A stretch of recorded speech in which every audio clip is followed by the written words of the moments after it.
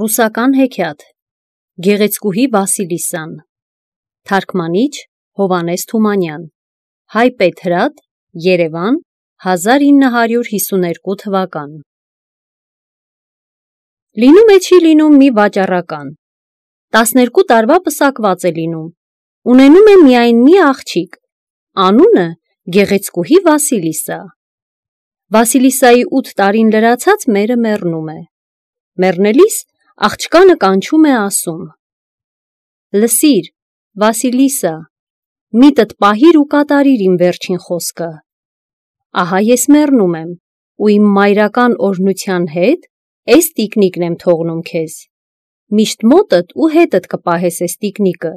ոչ ոքի ցույց չես տալ։ Իսկ մի ցավ կամ մի վիշտ ունեցած ժամանակդ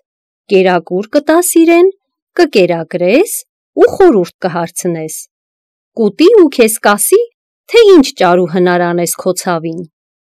Ասում է, աղջկանը համբուրում ու մեռնում։ Կնոջ մահից հետո, ինչպես սովորություն է, վաճառականը սուգ է պահում, հետո սկսում է մտածել, որ նորից ամուսնանա։ Ու ամուսնանում է մի այրի կնոջ հետ։ Էս այրին էլ ինքը հասակն առած կին է լինում, համարյա թե Վասիլիսայի հասակին էլ 2 աղջիկ է ունենում։ Վասիլիսան իրենց տեղի առաջին գեղեցկուհին է լինում։ Խորթմերն ու աղջիկները նախանձում են նրա գեղեցկության վրա ու շատ բանի դնելով չարչարում են, որ աշխատանքից նիհարի, արևից ու քամուց սևանա, մի խոսքով օր չեն տալիս։ Վասիլիսան էս ամենը տանում է անտրտունջ, ու ընդհակառակը օրն օրի վրա լցվում, լավանում է։ Այնինչ խորթմերն ու իր աղջիկները իրենց ներսի չարությունից հալվում են, մաշվում ու նիհարում, թեև ամբողջ օրը ձեռները ծալած, աղջիկ պարոնների նման տանը նստած են լինում։ Ոչ ոք էլ չի իմանում սրա գաղտնիքը։ Չեն իմանում, թե այս բոլորը Վասիլիսայի մոր թողած տիկնիկն է անում։ Բաժին կտային, Վասիլիսան ամենալավ պատառը կպահեր իր տիկնիկի համար։ Իրիկունը, երբ ամենքը կպառկեին քնելու, նա իր նկուղում կփակվեր ու տիկնիկի հետ կխոսեր. Տիկնիկ ջան, անուշ արա, իմ սև դարդին ականջ արա, հորս օջախում ապրում եմ ես, միշտ անխնդում ու լուռ էսպես։ Իմ խորթմերը խաթուն խանում, ինձ աշխարից դուրս է հանում։ Ասա հոգիս, էս ցավի դեմ, ես ինչ անեմ, ես ոնց անեմ։ Տիկնիկը կուտեր, խորհուրդներ կտար, կմխիթարեր, առավոտն էլ նրա բան ու գործը ինքը կաներ։ Վասիլիսան իրեն համար դինջ ու հանգիստ կնստեր ծառերի շվաքներում, ծաղիկ կքաղեր, ումին էլ են կտեսներ, որ իր մարգերը քախանված են, բանջարեղենը ջրած, ջուրը բերած, կրակն արած։ Էսպես մի քանի տարի անց է կենում։ Վասիլիսան մեծանում է, հասնում, դառնում հարսնացու։ Ամեն կողմից փեսացուներ են ղրկում նրան ուզելու, իսկ խորթ մոր աղջիկներին հարցնող չկա։ Չարկինը ավելի է կատաղում, ու բոլոր եկողներին մի բերան են է պատասխանում, թե մեծերից առաջ փոքրերին չեմ կարող մարդու տալ։ Խնամախոսներին էսպես ճամփու է դնում, ու բռնում Վասիլիսային ծեծում, ջարդում, ջիգրը նրանից է հանում։ Մի անգամ էլ էս վաճառականը առևտրական գործերով ուրիշ աշխարհ է գնում։ Խորթմերն ուրիշ տուն է փոխվում։ Իսկ էս նոր տան կողքին մի մութ անտառ է լինում։ Էդ անտառում էլ բնակվելիս է լինում մի կախարդ պառավ, որը ոչ ոքի մոտ չի թողնում, մարդկանց էնպես է ուտում, ոնց որ հավիճ ուտեր։ Խորթմերը ամեն մի դատարկ բանի համար շարունակ անտառն է ղրկում իր աչքի փուշ Վասիլիսային, թե ինչ է կախարդի ճանկն ընկնի, բայց տիկնիկը միշտ Վասիլիսային ճամփա է սովորեցնում, չի թողնում կախարդի որջին մոտենա, ու ամեն անգամ էլ Վասիլիսան ողջ առողջ վերադառնում է տուն։ Էսպեսով հասնում են աշունքը։ Մի աշունքվա իրիկուն մերը 3 աղջկա ձեռքն էլ գործ է տալիս, են էլ դաս։ Մինը պետք է ժանյակ գործեր, մյուսը գուլպա աներ, Վասիլիսան էլ պետք է մաներ։ Էս պառավը տան բոլոր ջրակները հանգցնում է։ մենակ մի մոմ է թողնում վառած ու ինքը պառկում է քնի։ Աղջիկները բանում են։ Բանելու ժամանակ, որ մոմի պատրույկը էրվում է, խորթ մոր աղջիկներից մինը մաղաշն առնում է, իբրև թե մոմի քիթը կտրի, ուղի։ Ուղելու փոխարեն, իբրև թե հանկարծ լույսը հանգցնում է։ Դու մի ասիլ, մերն է սովորեցրել, որ այդպես անի։ Հիմի ինչ անենք, ասում են աղջիկները։ Լույս չկա, դասներս էլ կիսատ են։ Ինչ պետք է անենք, պետք է մինս ու մինս գնանք կախարդ պառավից կրակ բերենք։ Ինձ իմ ձեռի ասեղն է լույս տալիս, կրակն ինչ եմ անում, ինչ ուզում է լինի, ես չեմ գնալ, ասում է ժանյակ գործող աղջիկը ու տեղը պինդ նստում։ Ես էլ չեմ գնալ, են կողմից վրա է բերում մյուս քույրը, որ գուլպա էր գործում։ Ինձ իմ միլերի լույսն էլ է բավական։ Դե վեր կաց դու գնա, միաձայն գոչում են երկուսն էլ և դուրս հրում Վասիլիսային։ Գնա կախարդ պառավից կրակ առբեր։ Վասիլիսան վեր է կենում, գնում իր նկուղը, պահած ընթրիքը դնում է տիկնիկի առաջն ու ասում. Տիկնիկ ջան, առ, անուշարա, իմ սև դարդին ականջարա, ինձ ղրկում են կրակ բերեմ չար պառավից, չար պառավը կուտի հո ինձ, ասա հոգիս, էս ցավի դեմ, ես ինչ անեմ, ես ոնց անեմ։ Տիկնիկը, որ ուտում է պրծնում, աչքերը ջուխտ մոմի պես վառվում են, ասում է. Մի վախենար, Վասիլիսա, ուր որ ղրկում են, գնա, միայն թե ինձ հետդ պահիր, ես որ հետդ լինեմ, պառավը քեզ բան չի անիլ։ Վասիլիսան վեր է կենում, տիկնիկը գրպանն է դնում ու ճամփա ընկնում դեպի մութն անտառը։ Գնում է, բայց ոչ մեռած է, ոչ կենդանի։ Հետը գնում է, հետը դողում։ Մին էլ է տեսնում, մի սպիտակ ձիավոր ցոլած ու անցավ։ Ինքը սպիտակ, հագինը սպիտակ, ձիու սարքը սպիտակ, ու սկսեց ծեքել։ Մի քիչ էլ է գնում, տեսնում է հիմի էլ կարմիր ձիավոր անցավ։ Ինքը կարմիր, հագինը կարմիր, տակինը կարմիր, էստեղ էլ արևը բացվեց։ Օր ու գիշեր գնում է Վասիլիսան։ Մին էլ մյուս օրվա իրիկունը դուրս է գալիս են բացատը, որտեղ կանգնած է լինում կախարդ պառավի խրճիթը։ Խրճիթի 4 կողմի ցանկապատը մարդկային գանգեր։ Դարպասի սյուների փոխարեն մարդկային ոտներ, փակիչի տեղը ձեռներ, կողպեկի տեղակ ատամները վրեն ծնոտներ։ Սարսափից մարում է Վասիլիսան ու տեղը քարանում։ Եվ ահա դարձյալ մի ձիավոր, ինքը սև, հագինը սև, տակինը սև, քշած գալիս է ու կախարդի դռանը չքվում, տեղն ու տեղը անհետանում։ Ու վրա է հասնում գիշերը, բայց ցանկապատի վրա ցից հանած գանգերի աչքերը լույս են տալիս մթնում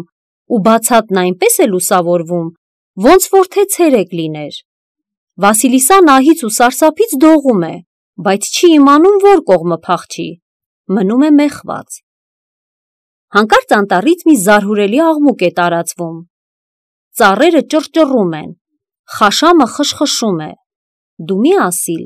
կախարդ պառավն է, անտառից դուրս է գալիս։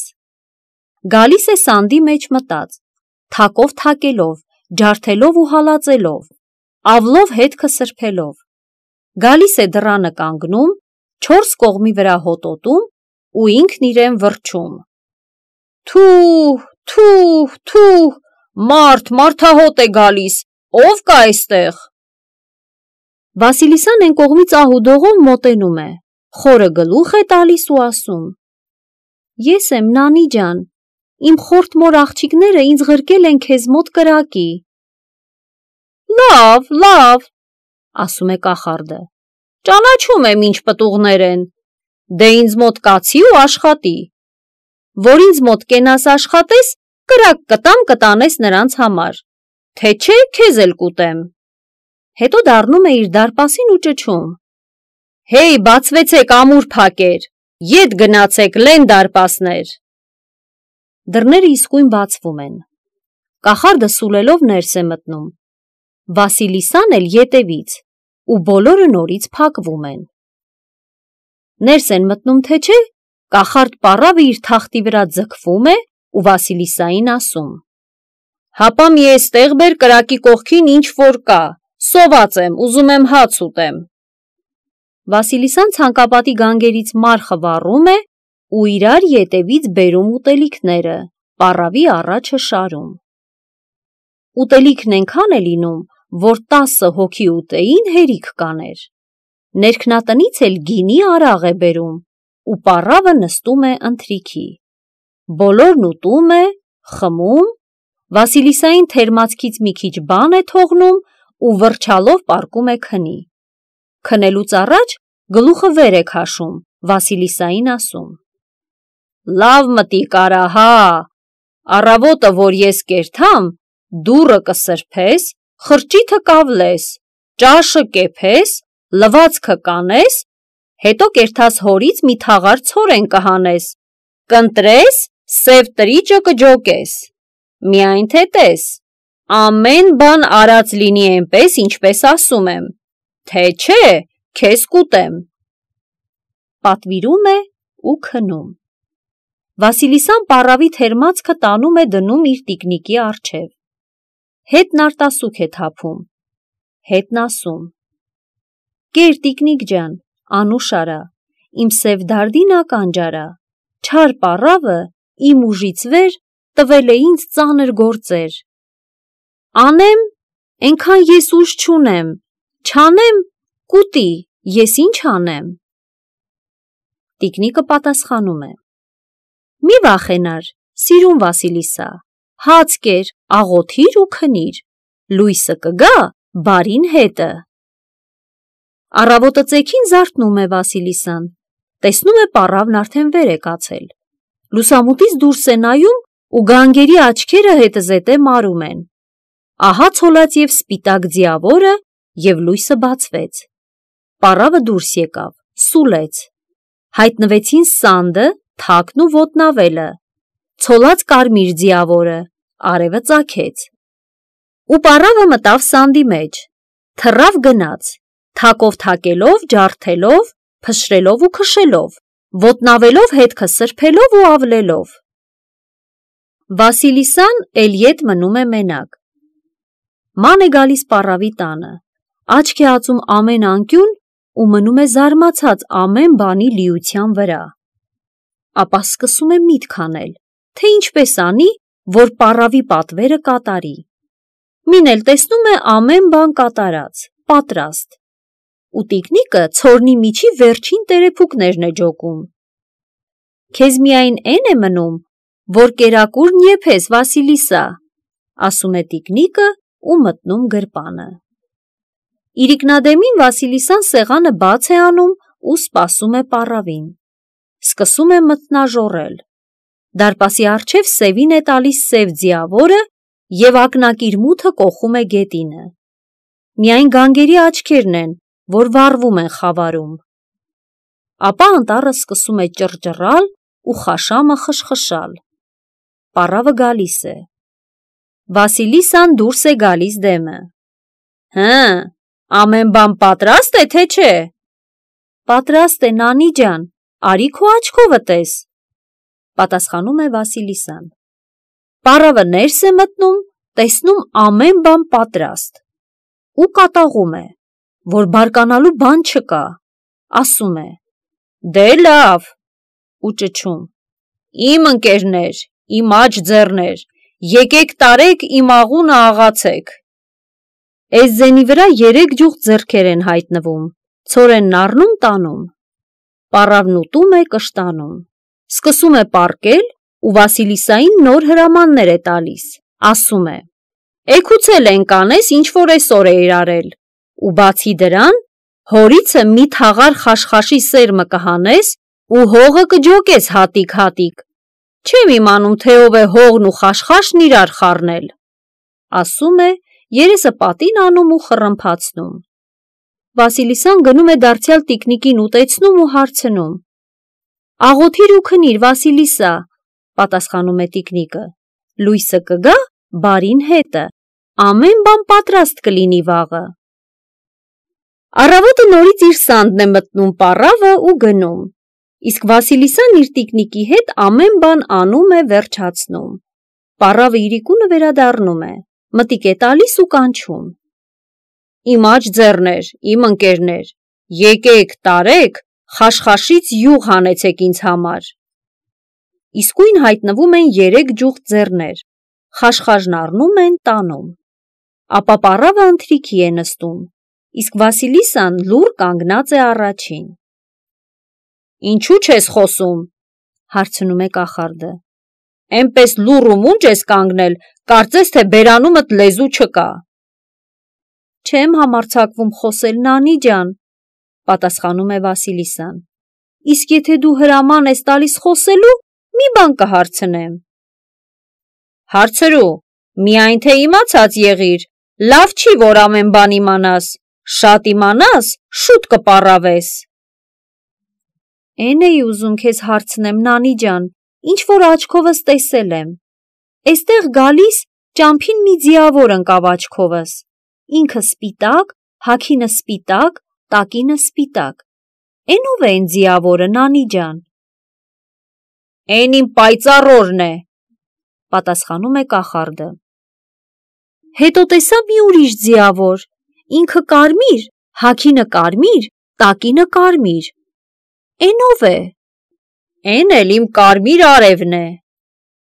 Իսկ էն ձիավորն ով է, որ քո դարպասի դռանը վրա հասավ,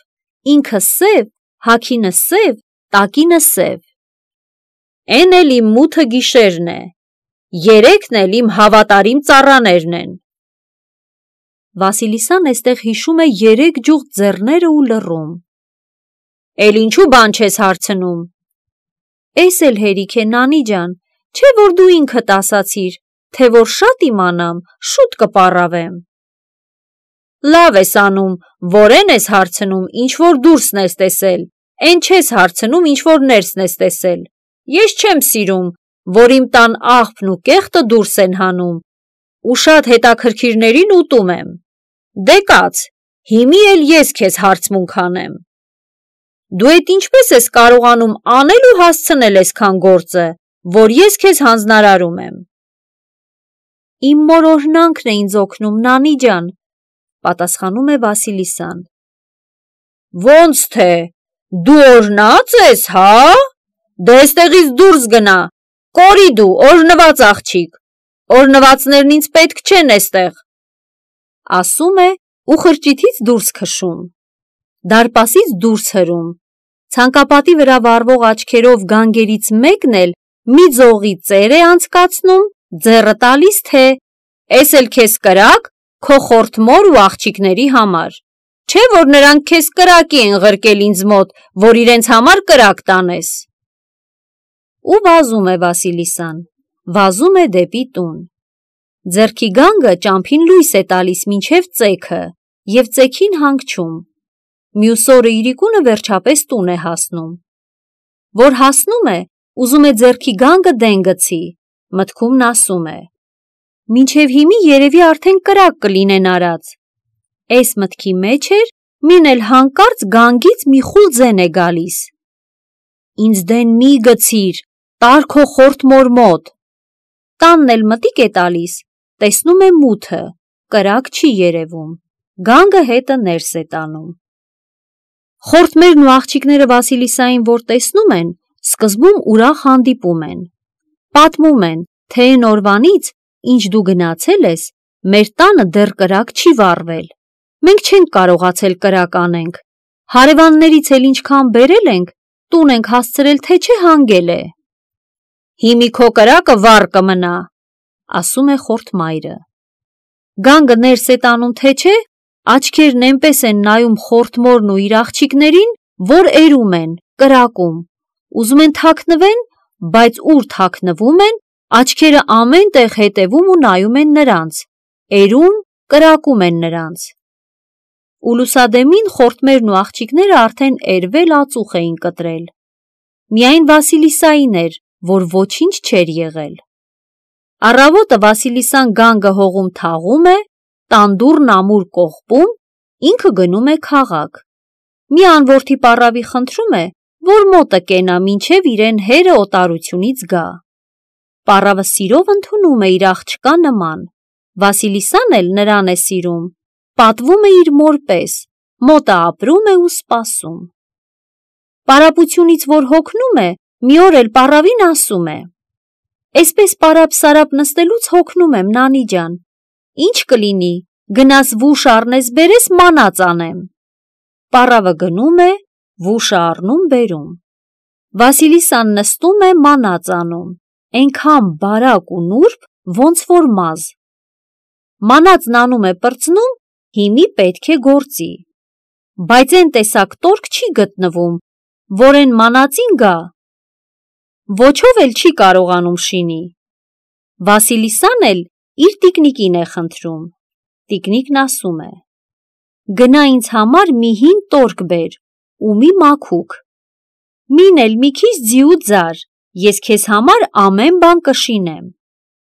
Վասիլիսան գնում գտնում է ինչ որ հարկավոր է, տալիս է տիկնիկին, ինքը քնում։ Առավոտը վեր է կենում, տեսնում տիկնիկը մի հիանալի տորք է շինել։ Վասիլիսան կտավը հինում է, նստում, գործում ու ձմեռվա վերջը արդեն պատրաստ է լինում մի կտավ, որ ասեղի ծակով նանց կկենար։ Գարունքը կտավը ճերմակացնում են, ու Վասիլիսան պառավին ասում է. «Նանի ջան, տար էս կտավը ծախի, փողը բեր, քեզ լինի»։ Պառավը կտավին մտիկ է անում, մնում է բերանը բաց, ասում է. «Աղջիկ ջան, էս կտավը թագավորին վայել կտավ է, արի տանեմ պալատ տեսնեմ»։ Էս կտավն առնում է պառավը, գնում թագավորի պալատի մոտերքը պտտվում։ Թագավորը նկատում է, որ մի պառավ իր պալատի մոտերքը պտտվում է, ասում է. «Ինչ ես ուզում, այ նանի»։ Պառավը թե. «Թագավորն ապրած կենա, ես քեզ վայել մի են տեսակ ապրանք եմ բերել, որ ուզում եմ դու տեսնես»։ Թագավորը հրամայում է պառավին ներս բերեն։ Պառավին որ ներս են բերում, թագավորը կտավը տեսնում է։ Էստեղ էլ սրա բերանն է մնում բաց, ասում է. «Ինչ է սրա գինը, այ նանի»։ Թե. «Սրան գին չունի, թագավորն ապրած կենա, քեզ նվեր եմ բերել»։ Թագավորը շնորհակալություն է անում, ինքն էլ իր կողմից պառավին է նվեր տալիս ու արձակում։ Ուզում են էս կտավից թագավորի համար շապիկ կարեն։ Բերում են, ձևում, բայց այնպես կարող չեն գտնում, որ կարի։ Ման են գալիս, ման, վերջը թագավորն էլ ետ են պառավին է կանչում, թե «Այ նանի, ոնց որ էս կտավը գործել ես, այնպես էլ պետք է կարես, թե չէ ուրիշ կարող չկա»։ Պառավն ասում է. «Թագավորն ապրած կենա, ոչ ես եմ մանել ու գործել էս կտավը, ոչ էլ ես կարող եմ կարել։ Մի որդեգրուհի ունեմ տանը, էս նրա ձեռքի գործն է»։ «Լավ, որդեգրուհիդ լինի, տար տուր նրան, թող նա կարի»։ Պառավը վերադառնում է տուն, Վասիլիսային պատմում ինչ որ պատահել էր։ «Ես էլ գիտեի, որ էս գործը վերջը ինձ է հասնելու», ասում է Վասիլիսան։ Փակվում է իր սենյակում ու սկսում է կարել։ Գիշերը ցերեկ է անում, կարում, պատրաստում, տալիս է պառավին, թե տար տուր թագավորին։ Պառավը շապիկն առնում է տանում պալատ, տալիս թագավորին, իսկ Վասիլիսան երեսը լվանում է, գլուխը սանրում, հագնվում, զուգվում,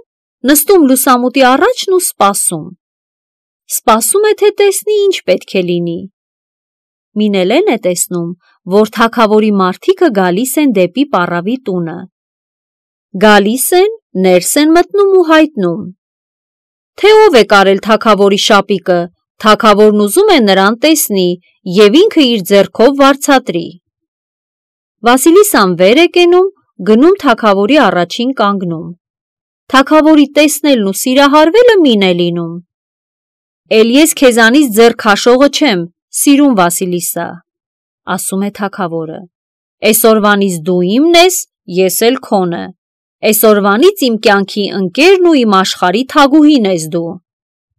Ասում է, ձեռիցը բռնում, բարձրացնում նստեցնում իր կողքին ու սկսում հարսանիքը։ Վասիլիսայի հերն էլ է վրա հասնում, աղջկա բախտավորությունը որ տեսնում է, ուրախանում, աշխարհքովը մին է լինում, ու էն մնալն է, որ մնում է աղջկա մոտ։ Իր մերացու պառավին էլ չի մոռանում Վասիլիսան, բերում է պալատ, պահում է իրեն մոտ։ Իսկ տիկնիկից չի բաժանվում մինչև մահը ու միշտ ամեն տեղ պահում է իր գրպանում։